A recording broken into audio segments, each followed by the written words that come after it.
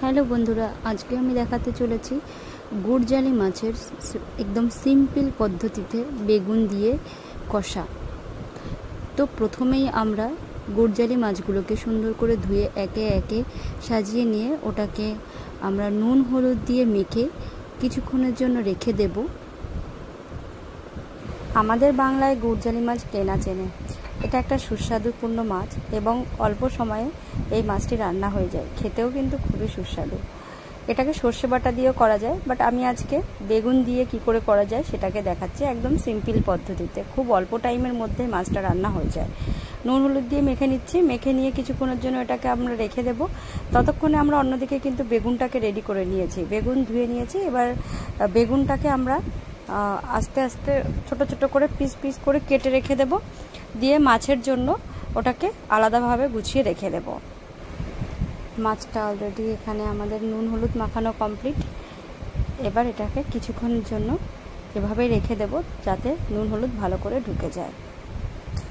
আর এদিকে আমরা কড়াই নিয়ে নিয়েছি, কড়াইতে তেল দিয়ে গরম হতে দেব কিছুক্ষণের জন্য। আমার হোমমেডকে বললাম কি একটু বেগুনটাকে ছোটো ছোটো করে পিস করে কেটে দিও। সে আবার একটু বেশি বড় পিস করে ফেলেছে, আপনারা একটু মোটামুটি ছোট পিস করে নিলেও নিতে পারেন এবং বেগুনের পরিমাণটা একটু কমও দিতে পারেন। যে যেমন বেগুন খেতে পছন্দ করেন পরিমাণটা কিন্তু তার উপরেই ডিপেন্ড করছে, তবে বেগুনটা একটু কম দিলেই বেশি ভালো লাগবে। ওকে বলেছিলাম একটু ছোট করে পিস করতে, ও একটু ভুল করে বড় করেই করে ফেলেছে।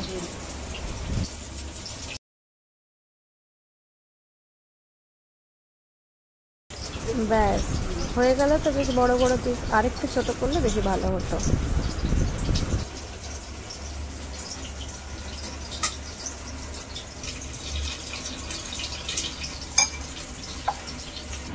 বেগুনগুলো কাটা হয়ে গেছে, এদিকে তেল গরম হয়ে গেছে।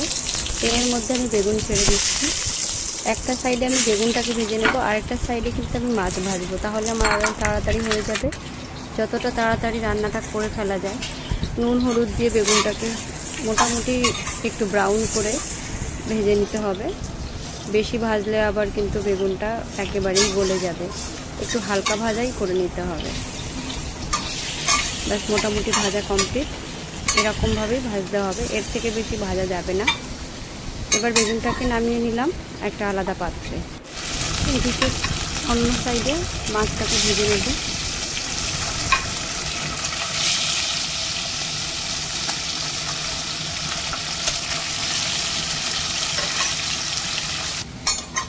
চাই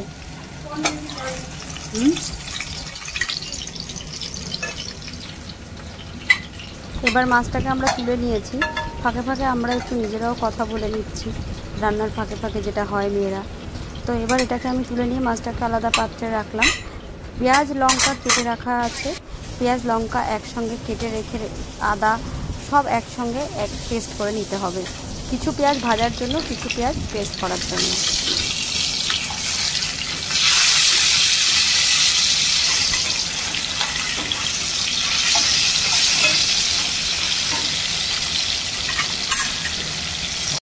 এদিকে আরেকটা কড়াইতে কিন্তু আমরা পেঁয়াজ আর লঙ্কাটাকে ভালো করে ভেজে নেব।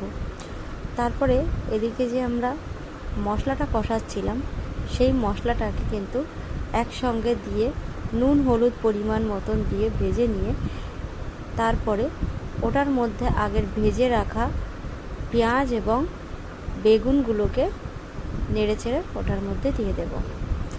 ভালো করে নেড়েচেড়ে কষিয়ে নেওয়ার পরে আমরা দেব একটু বয়েলড ওয়াটার, মানে ফুটন্ত জলটাকে ওর মধ্যে দিয়ে দেব। আমার বেগুনটা মোটামুটি কষা হয়ে এসছে। এবার ওই ফুটন্ত জলটাকে বেগুনের মধ্যে দিয়ে দিলাম, তাহলে কিন্তু তাড়াতাড়ি ফুট চলে আসবে। এবার দিয়ে দিলাম একটু জিরে পাউডার। তারপরে ওটাকে ভালো করে নেড়ে চেড়ে ফুট উঠে গেলে মাছগুলোকে ওটার মধ্যে ঢেলে দিতে হবে। বেশ কিছুক্ষণ ফুট ওঠার পরেই কিন্তু মাছগুলো দিতে হবে, না হলে মাছগুলো নরম প্রকৃতির ভেঙে যেতে পারে। মাছটা দেওয়ার পরে খুব বেশিক্ষণ ফোটানোর দরকার নেই, তাহলে কিন্তু স্বাদটাই চলে যাবে। একটুখানি ফোটানোর পরে তারপরে হালকা আছে সিমে দিয়ে ওটার উপরে আরেকটু জিরে গুঁড়ো ছড়িয়ে দিন, একটু টেস্ট করে নেবেন। যাতে নুন ঠিক আছে নাকি, দিয়ে একটু ঢাকা দিয়ে কিছুক্ষণের জন্য রেখে, অল্প কিছুক্ষণের জন্য 10 মিনিট মতো রেখে আবার ওটাকে তুলে নেওয়া হলো। বাস মাছটার সঙ্গে ঝালটা মজে গেল, দিয়ে পরিবেশন করুন। এবং ভিডিওটি ভালো লাগলে অবশ্যই লাইক এবং সাবস্ক্রাইব করবেন। আশা করি আপনাদের ভালো লেগে থাকলে শেয়ারও করবেন। অসংখ্য ধন্যবাদ।